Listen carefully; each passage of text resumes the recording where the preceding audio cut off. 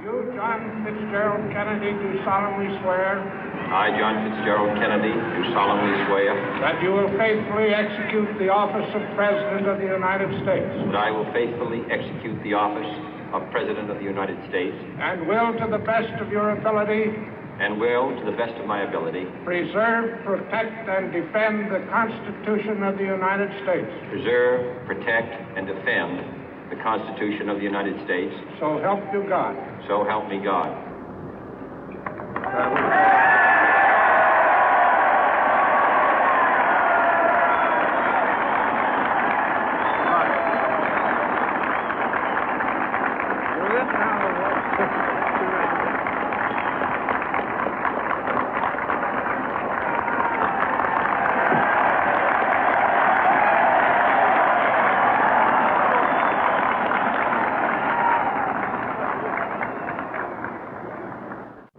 Vice President Johnson, Mr. Speaker, Mr. Chief Justice, President Eisenhower, Vice President Nixon, President Truman, Reverend clergy, fellow citizens. We observe today not a victory of party, but a celebration of freedom, symbolizing an end as well as a beginning, signifying renewal as well as change. For I have sworn before you and Almighty God the same solemn oath our forebears prescribed nearly a century and 3/4 ago. The world is very different now, for man holds in his mortal hands the power to abolish all forms of human poverty and all forms of human life. And yet the same revolutionary beliefs for which our forebears fought are still at issue around the globe. The belief that the rights of man come not from the generosity of the state, but from the hand of God. We dare not forget today that we are the heirs of that first revolution. Let the word go forth from this time and place to friend and foe alike that the torch has been passed to a new generation of Americans born in this century, tempered by war, disciplined by a hard and bitter peace, proud of our ancient heritage, and unwilling to witness or permit the slow undoing of those human rights to which this nation has always been committed and to which we are committed today at home and around the world.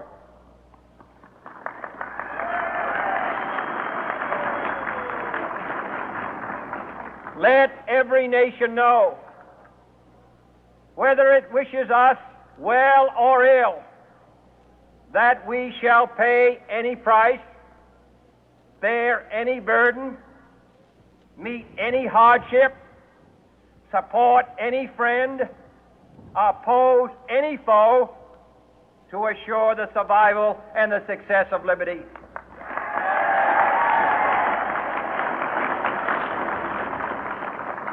This much we pledge and more. To those old allies whose cultural and spiritual origins we share, we pledge the loyalty of faithful friends. United, there is little we cannot do in a host of cooperative ventures. Divided, there is little we can do, for we dare not meet a powerful challenge at odds and split asunder. To those new states whom we welcome to the ranks of the free, we pledge our word that one form of colonial control shall not have passed away, merely to be replaced by a far more iron tyranny. We shall not always expect to find them supporting our view, but we shall always hope to find them strongly supporting their own freedom, and to remember that in the past, those who foolishly sought power by riding the back of the tiger ended up inside.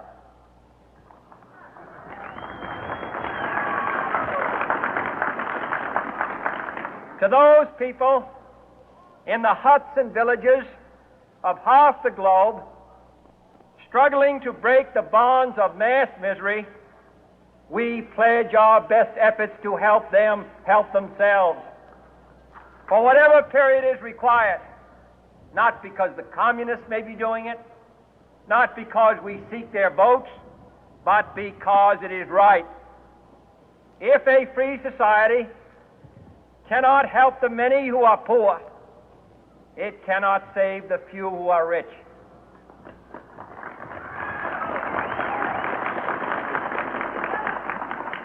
To our sister republics south of our border, we offer a special pledge to convert our good words into good deeds, in a new alliance for progress, to assist free men and free governments in casting off the chains of poverty. But this peaceful revolution of hope cannot become the prey of hostile powers. Let all our neighbors know that we shall join with them to oppose aggression or subversion anywhere in the Americas. And let every other power know that this hemisphere intends to remain the master of its own house.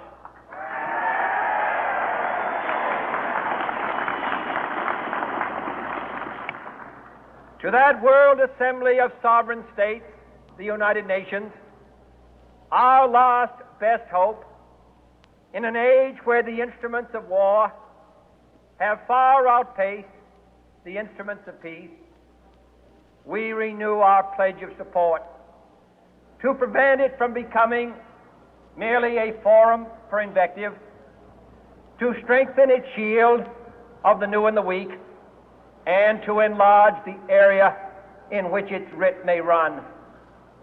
Finally, to those nations who would make themselves our adversary, we offer not a pledge, but a request that both sides begin anew the quest for peace. Before the dark powers of destruction, unleashed by science, engulf all humanity in planned or accidental self-destruction, we dare not tempt them with weakness, for only when our arms are sufficient beyond doubt can we be certain beyond doubt that they will never be employed.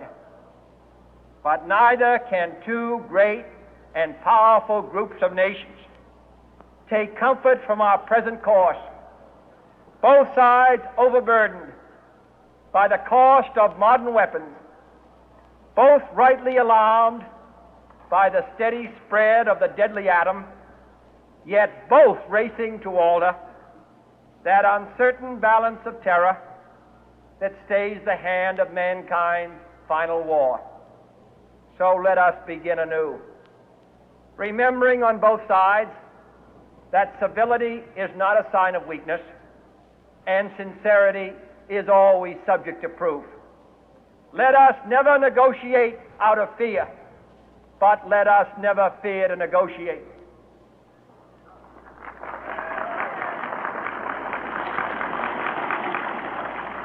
Let both sides explore what problems unite us, instead of belaboring those problems which divide us. Let both sides, for the first time, formulate serious and precise proposals for the inspection and control of arms, and bring the absolute power to destroy other nations under the absolute control of all nations.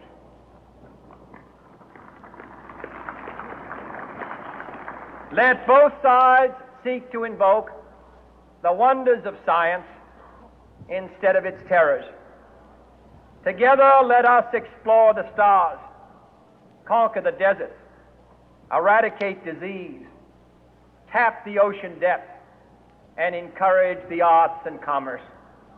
Let both sides unite to heed in all corners of the earth the command of Isaiah to undo the heavy burden and let the oppressed go free.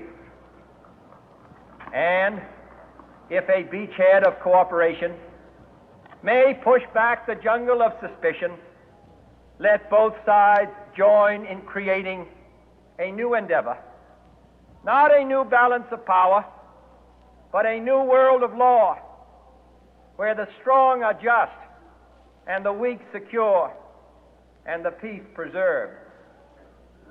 All this will not be finished in the first 100 days, nor will it be finished in the first 1,000 days, nor in the life of this administration, nor even perhaps in our lifetime on this planet. But let us begin.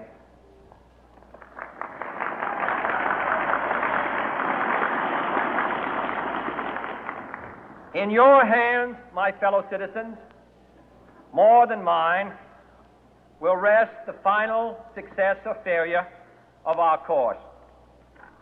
Since this country was founded, each generation of Americans has been summoned to give testimony to its national loyalty. The graves of young Americans who answered the call to service surround the globe. Now the trumpet summons us again, not as a call to bear arms, though arms we need, not as a call to battle, though in battle we are, but a call to bear the burden of a long twilight struggle, year in and year out, rejoicing in hope, patient in tribulation, a struggle against the common enemies of man, tyranny, poverty, disease, and war itself. Can we forge against these enemies a grand and global alliance, north and south, east and west, that can assure a more fruitful life for all mankind? Will you join in that historic effort?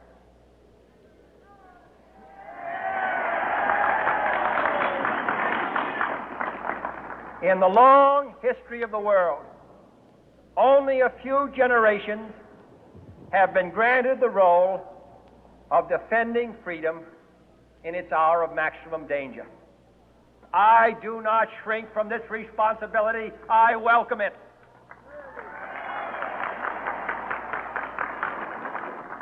I do not believe that any of us would exchange places with any other people or any other generation.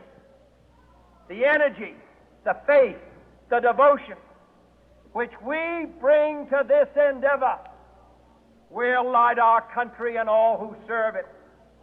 And the glow from that fire can truly light the world.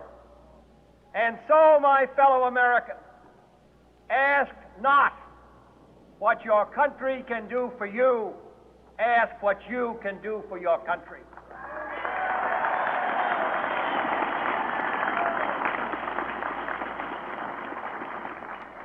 My fellow citizens of the world, ask not what America will do for you, but what together we can do for the freedom of man.